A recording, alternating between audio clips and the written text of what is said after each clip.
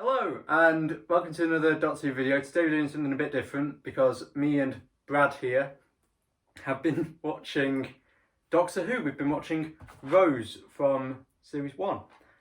Now, as you'll know, I'm a big Doctor Who fan, but Brad here, who's currently swigging on a cup of tea, has never seen Doctor Who before in his life. So Brad, why don't you start off by telling us a bit about yourself?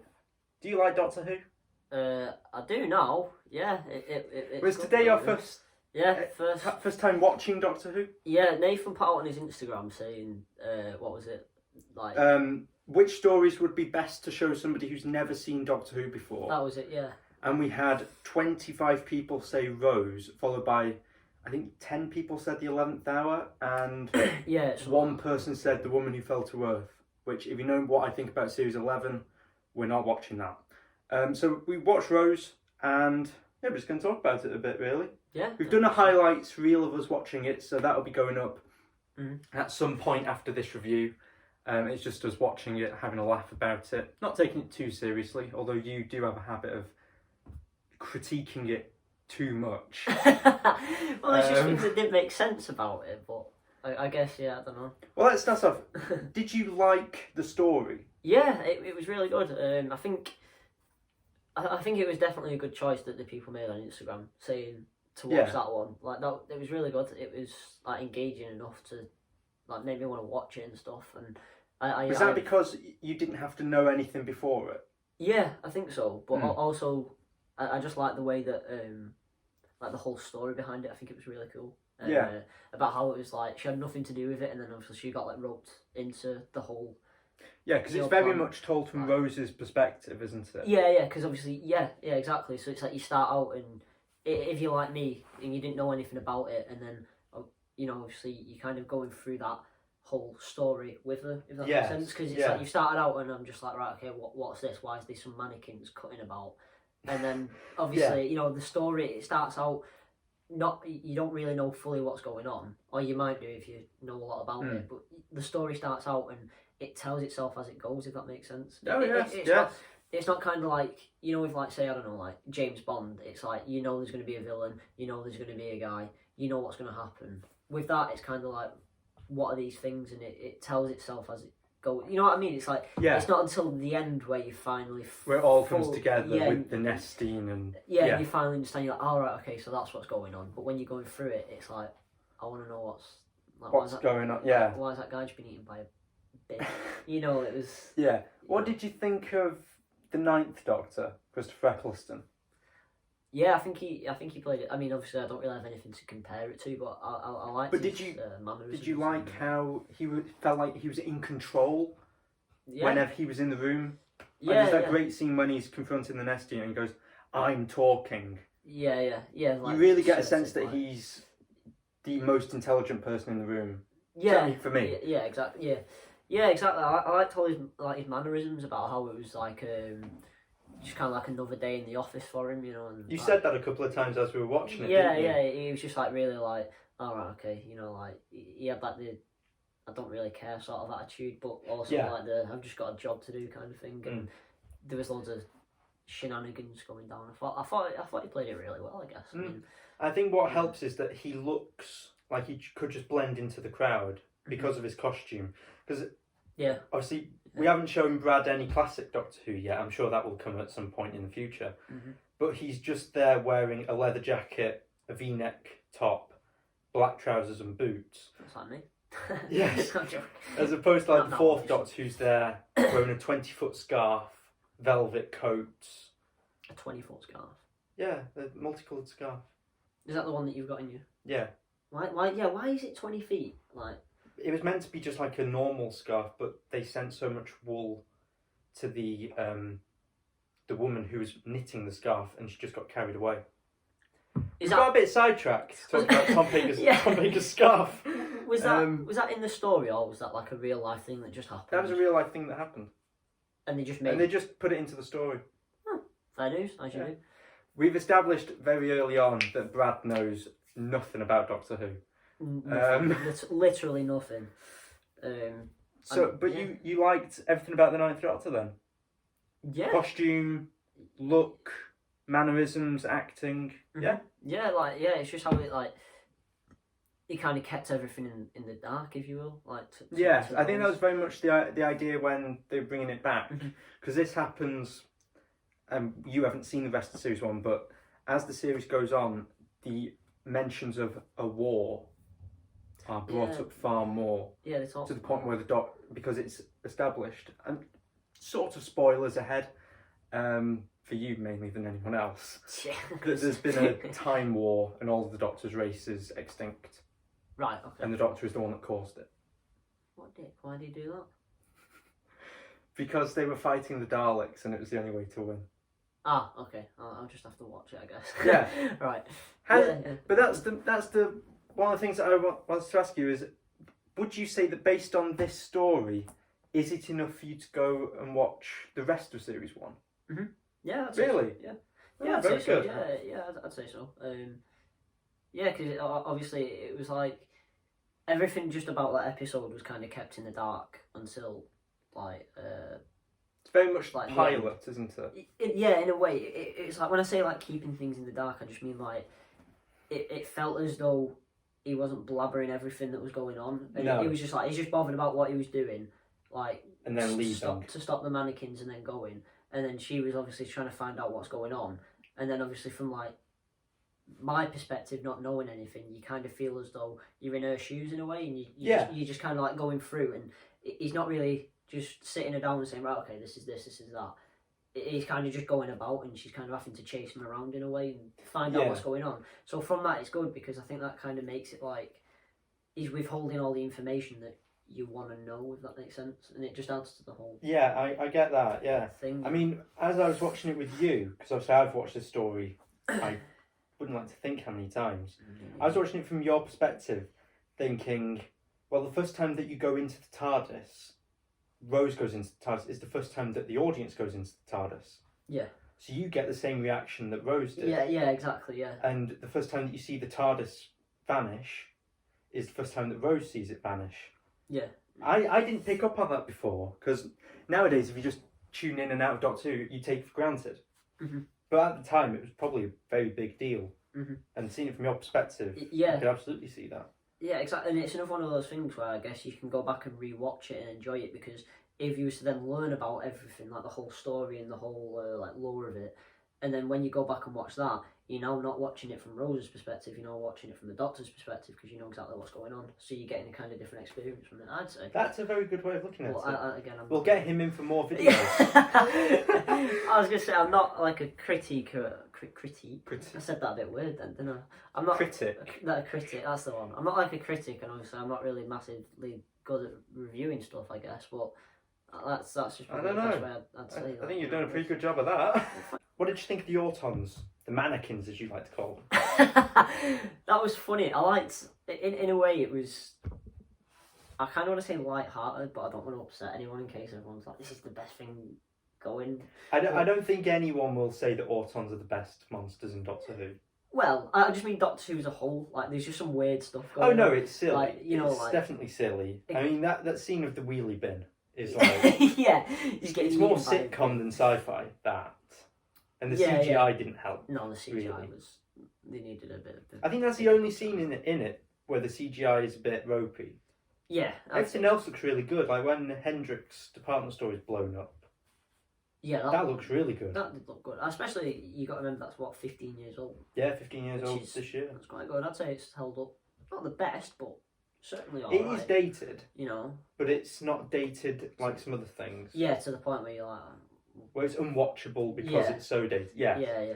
I'd say that. But the mannequins, again, it was one of those things where it just kind of adds to the whole, like, why are these mannequins cutting about, and then later on you find out that it's the, what was it, nesting consciousness. Yeah, and then you find out it's that, and then it's like, oh right, okay, so that's what that was, and you understand now why they was going after Rose in the department, the electric. Yeah, the department store. Yeah. You know, I think it was good, but it was also a bit like, what on earth? And then she was just running around with an arm for a while. That was quite. I think it kind of took away like the seriousness about it, because I think if they tried to take it in like a really serious way, then... it would have been more of just a drama. Yeah, and I Yeah. don't think it would have worked as well because I think there was that element of like lightheartedness to it where it's just like, Yeah. come on, there's a guy with no head with smashing up a restaurant. Yeah. You know, that looks like the Terminator's rejected little brother. You know, it's like, you know. Yeah. Yeah. There is that. There are a few moments where you do go, "That's where the budget ran out." Like the metal door at the back of the restaurant when he chops it down and it's clearly wood. Yeah. And you go, "Oh, that's not great." But this story, what you don't know is that it was novelised 3 years ago, I think, by Russell T Davies, who wrote it, and he included some things that were cut from the original TV story that you saw this afternoon. Oh. And so I'll just go through a couple of the bits that were cut. Yeah. Like, originally there was going to be a chase along the South Bank in London, where you get them performers that like paint themselves silver. Yeah, They were going to be revealed to be autons, like the mannequins. Oh, okay. And there was going to be a chase along the South Bank. That got cut. And there was a scene that was in the novel but wasn't brought in for the TV one, which was Lego turning to kill Lego. Which that is would like, have been amazing. That's such a missed opportunity to put in the TV story. That would have been so funny, like especially like, you know, when they all came to life at the end and there's people getting shot, if there was just little Lego men just banging on the window trying to get like in that would have been so funny. Like the Lego store and you get life-size Lego minifigures. That would have been sick. That would have been funny. And then someone's just like taking the heads off and stuff and like turning them around. That would have been funny. Like unpicking them. Yeah. What did you think of the Tardis? The inside of the Tardis? Yeah. Did you like it? Yeah. It was, the way that it was revealed was quite cool. Because obviously it was like that really under pressure moment, and I think again, from someone who like, I think as general knowledge, you kind of know what the Tardis is. Yeah. I mean, I know there was part of it where I just completely forgot about it. Yeah. That's like, that's in the highlights video. So I'm like, why is there just this box? And then I was like, oh yeah, I know about that. I know what that is now. But I think the way that it was revealed was quite cool because it was just like the whole the what was it called again? The guy who had no hair when he's banging the door down. What are they called? Like the clone of a boyfriend. What was it? Mickey. Called? Yeah, Mickey. But what was he? An auton. An auton. That's the one. When even I forgot then. Yeah. when it was like banging down the door and it kind of like pressured her into going into finding out what it was, but until that moment you didn't know what it was. What it was, you get what I'm saying? So like because up to that point you hadn't seen the inside of the TARDIS. Yeah, so the reveal was quite cool because it wasn't just him saying, "Oh, do you want to just pop in for a brew?" and then walking in and it being this. Do you want to pop in for a brew? You know, and I think the way that it was revealed was really well. Like given like the time in the episode where it was like that intense moment, and then she goes into it, and it's like she doesn't really have a choice. It's like either she can leg it and leave and go home, or she can, you know, try and hide, and then obviously she finds out what it is, and it develops the story from that way. I think the reveal of it was really well done. I think it was good. And obviously one of the things that you said right from the off was that the theme music and the title sequence was awesome. Yeah, it was good. I liked it. You said that literally like 10 seconds in. Yeah. You know. Yeah. Give the episode a chance before you say anything, but you made that clear really from the off that it was good. Yeah. And it really is. I mean, I watched this when I was 4. No, I would have been 3 when it was on. Bloody hell. That way your addiction started. So I was 3 when this episode first aired, and for me watching it, I always get really nostalgic over that, especially that theme tune, and that particular title sequence, because that's what I grew up with. Yeah, when I was really small. Like me. I'm not the tallest person. Nobody watching this is going to care how tall you are. No, So that's it really. There's not a great deal to say about Rose. It's a pretty simple story. Yeah. The plot is very beat by beat. I particularly like that scene with Clive in the garage when he shows Rose the pictures of the Doctor from like Kennedy's assassination, the Titanic. Oh, yeah. That's a really good scene. Yeah, that was. And you know now that if it had been done nowadays, it would be filled with pictures of the other Doctors. The other like 10 or 11 Doctors. Right, okay. But at the time, it made sense for it to just be the 9th Doctor. And it made more sense for somebody like you, who's never seen the classic series, that it just be the 9th Doctor. Because if he'd shown pictures of like Tom Baker or Peter Davison, you'd have gone, oh, who the hell are all these people? Yeah. And you'd have been really confused. I mean, you were a bit confused, a little bit watching it. At parts, yeah, it was a bit. Yeah. Like, what? Where did that arm come from? Yeah. Where did the arm go? I think you were more concerned with the arm than you were about the well-being of the Doctor and Rose. Yeah, just as long as she's still got the mannequin arm. Wow. Yeah. What happened to that? Where did it end up? It got... Oh, I don't know. I can't remember. Did it get thrown in the bin? I don't know. They need to make an episode on just that arm. 15 years later. What happened to the arm 15 years on? But yeah, the story is very, very simple, but it has to be because it's, you know, introducing Doctor Who again. Because by this point it had been off the air for 16 years. Oh, really? Yeah. Oh, right. Between the end of the classic series and obviously this episode. And it clearly did well because it's still with us today. 15 years on, 12 series later. But yeah, overall though, what would you say about this story out of 10? What would you give it? Out of 10, I say probably about like a 7 or 8. I mean, Yeah. I think obviously there's things that, like, obviously they can't really change, like the CGI at the time, like with the bin No. and things like that. It's a bit like, well, you know, that just, you know, and you never found out what happened to the arm, or at least I don't think you did. So that's. I can't remember. You might do. If you can remember what happens to the arm, put a comment down below and let us know. Or if it's in the episode, then my rating will go up. If we find out what happens to the arm, then Yeah, you know. because that's what the well-being of the arm is reliant on a point Yeah, here. it is. So really, you'd say as high as like a 7 or an 8? Yeah, definitely. If it aired today, like if that was on like today, and I hadn't seen Doctor Who before, I'd probably stick with it. Yeah. I'd probably say like, oh yeah, I can get into this. This is quite. Oh, it's very quite good. Yeah.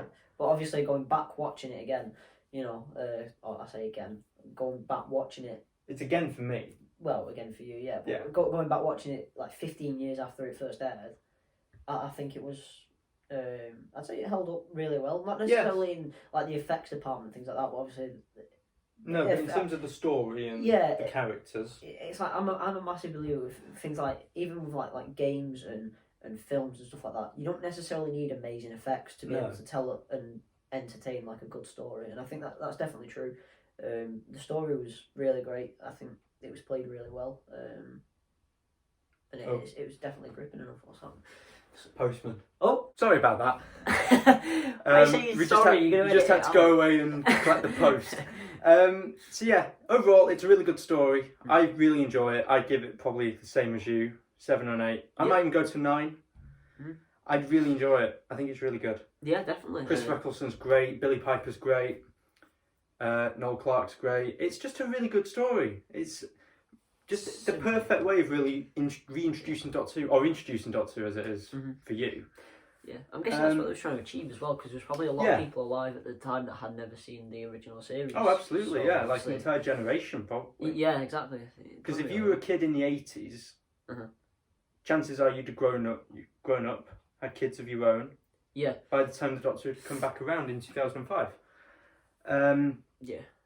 But no, it's a really good story. And it kicks off what is still one of the best series of Doctor Who in my eyes, which I'm sure we'll get round to showing Brad one day. So you'd stick with it, would you? Definitely, yeah, and I'd even recommend it to others. Well, that's a good sign. Yeah, I'd recommend it, but again, obviously, I'm guessing your audience have seen it as many times as you do. Yeah, So, probably. You know. So yeah, that's Rose. This has only been a quick overview of it.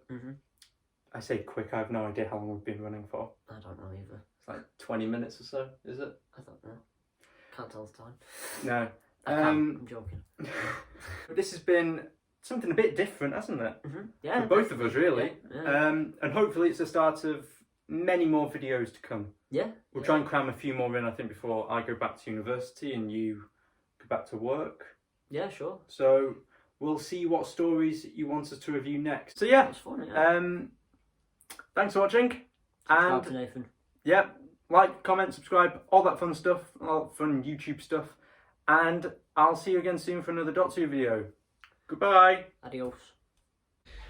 So today we recorded a couple of videos and Brad was asking about the Auton's arm in about three times. Well, we've come into here, which is the collection room, and guess what he's finally found? We found it. It's here. I don't want to knock anything off. We've got it. Give him a second. We found the Auton's We've arm. got it. We finally found it. So that's what happened. It ended up in the collection room and just a lot smaller. If it's a plot hole in the TV episode, it's found its way in here. It's there. That's going at the end of the video.